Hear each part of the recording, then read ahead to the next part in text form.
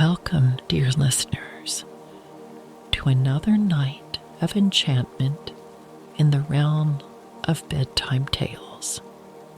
I am your storyteller, ready to lead you into the realms of wonder and wisdom.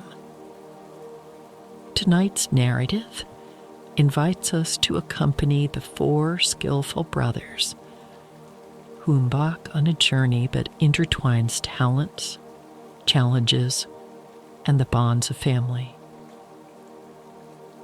In this tale, Benajit is not found in extravagant exploits, but in the artistry of skills honed through time and experience. Before we immerse ourselves in the story's embrace, take a moment to release the weight of the day, surrendering to the comfort that surrounds you. Feel the gentle rhythm of your breath, a steady cadence akin to the heartbeat of a well-loved story.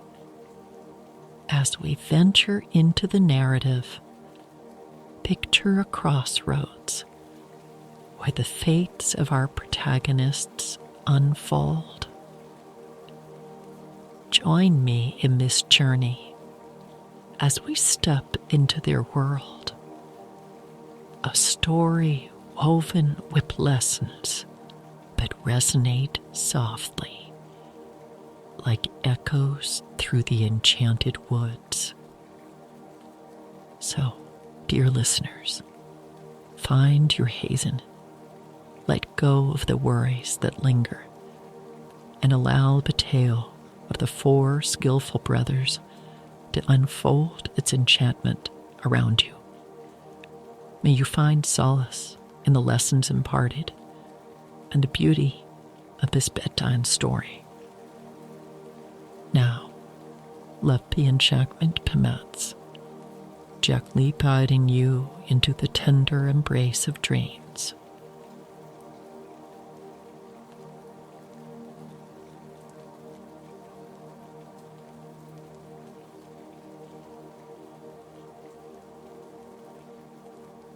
There was once a poor man who had 4 sons, and when they were grown up, he said to them, "My dear children, you must now go out into the world, for I have nothing to give you, so set out, go abroad, and learn a trade, and see how you can make your way."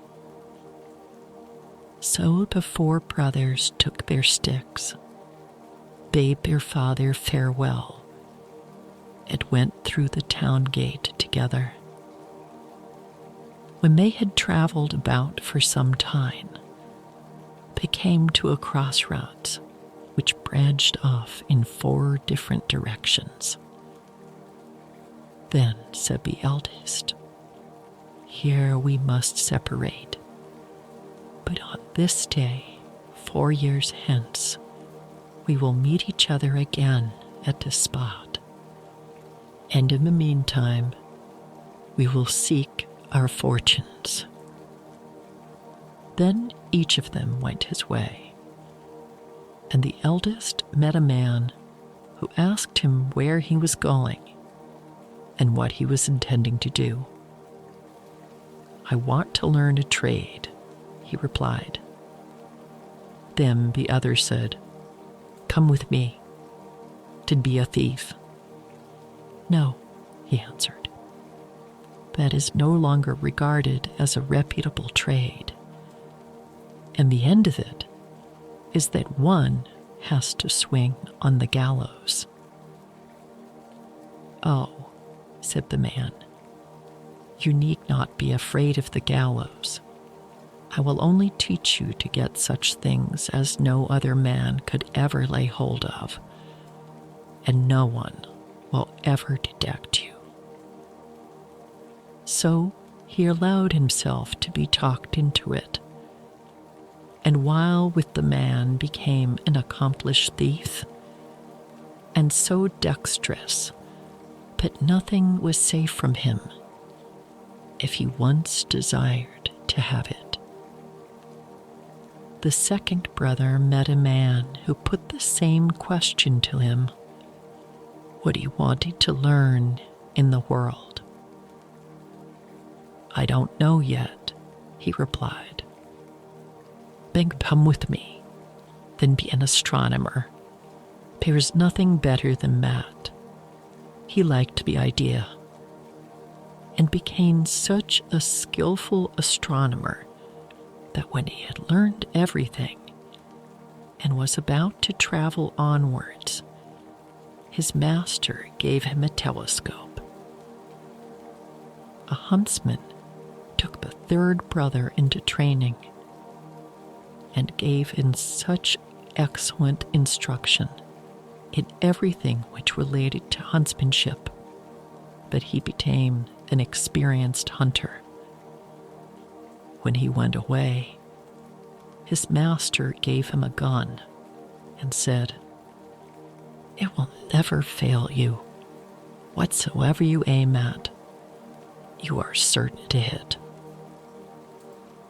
The youngest brother also met a man who spoke to him and inquired what his intentions were. "Would you not like to be a tailor?" said he. "Not that I know of," said the youth, "sitting doubled up from morning till night, driving the needle and the goose backwards and forwards is not to my taste." "Oh, but you are speaking in ignorance," answered the man. "With me, you would learn a very different kind of tailoring, which is respectable and proper, and for the most part, very honorable." So he let himself be persuaded, then went with the man, and learned his art from the very beginning.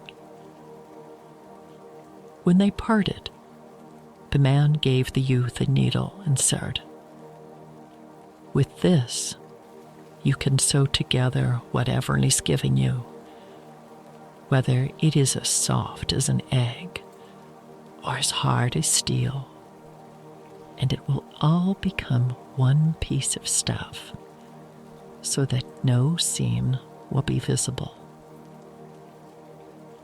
When the appointed 4 years were over, the 4 brothers arrived at the same time at the crossroads, embraced and kissed each other, and returned home to their father. "So now," said he, quite delighted, "the wind has blown you back again to me." They told him of all that had happened to them, and that each had marked his own trade. Now they were sitting just in front of the house under a large tree, and the father said, "I will put you all to the test and see what you can do." Then he looked up and said to his second son, "Between 2 branches up at the top of this tree, there is a chaffinch's nest. Tell me how many eggs there are in it." The astronomer took his glass, looked up and said, "There are 5. Then the father said to the eldest, "Fetch the eggs down without disturbing the bird, which is sitting hatching them." The skillful thief climbed up and took the 5 eggs from beneath the bird, which never observed what he was doing, and remained quietly sitting where she was, and brought them down to his father. When the appointed 4 years were over, the 4 brothers arrived at the same time at the crossroads, embraced and kissed each other, and the father took them and put one of them on each corner of the table. and the fifth in the middle. And said to the huntsman, "With one shot, you shall shoot me the 5 eggs in 2 through the middle." The huntsman aimed and shot the eggs, all 5 as the father had desired, and that at 1 shot. He certainly must have had some of the powder for shooting round corners. "Now it's your turn," said the father to the 4th son. "You shall sew the eggs together again, and the young birds that are inside them as well. And you must do it so that they are not hurt by the shot." The tailor brought his needle and sewed them as his father wished. When he had done this, the thief had to climb up the tree again and carry them to the nest and put them back again under the bird without her being aware of it.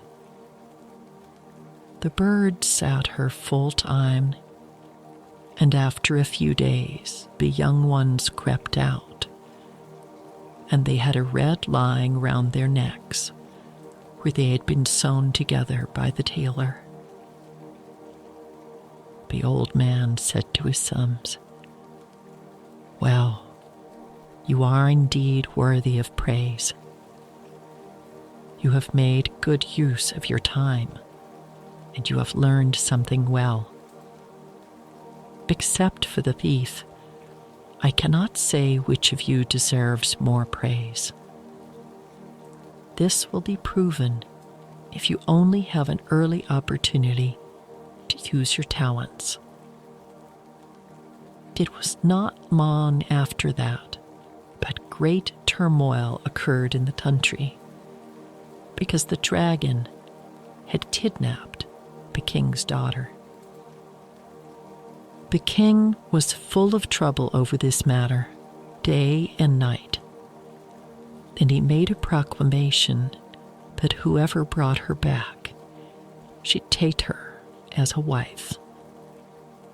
The 4 brothers said to each other, "This would be a fine opportunity for us to show what we can do," and resolved to go forth together and liberate the king's daughter.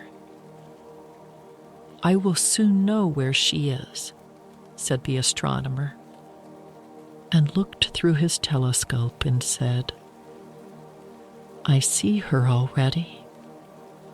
She is far away from here on a rock in the sea, and the dragon is beside her, watching her."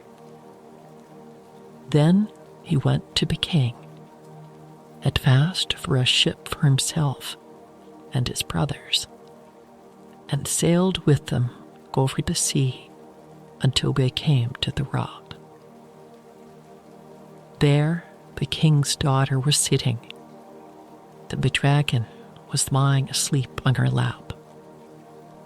The huntsman said, "I dare not fire. I should kill the beautiful maiden at the same time.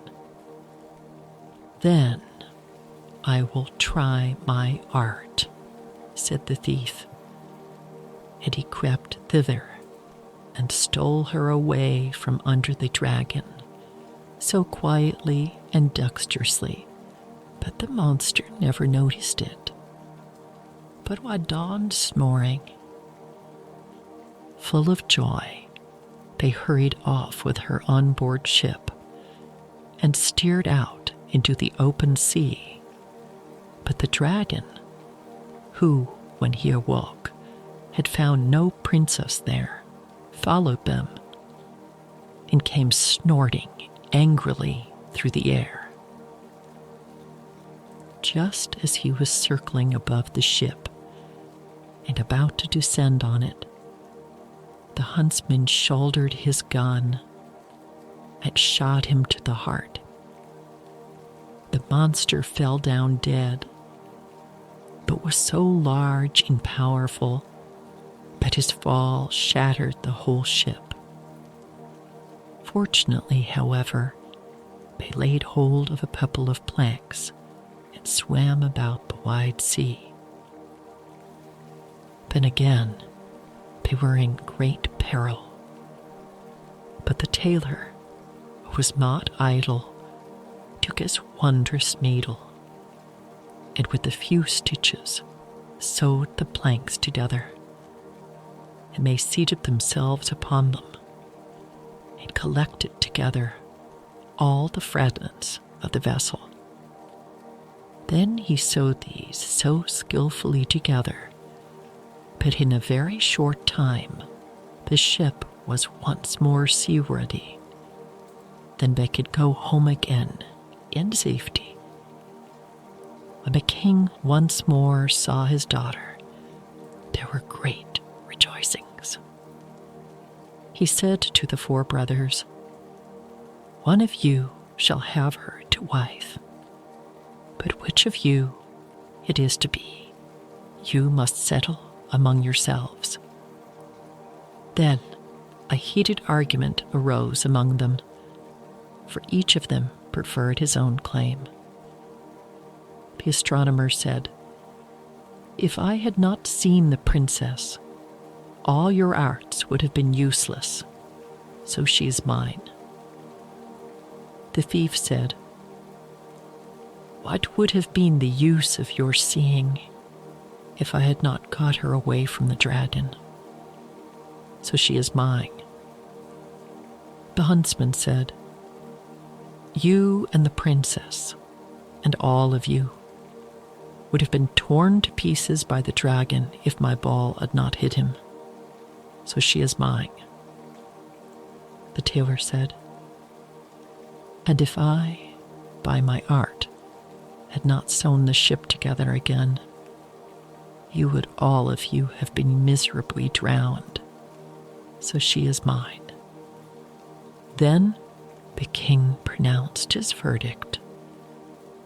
"Each of you has an equal right, and as all of you cannot have the maiden, none of you shall have her. But I will give to each of you, as a reward, half a kingdom." The brothers were pleased with this decision and said, "It is better thus, but we should be at variance with each other."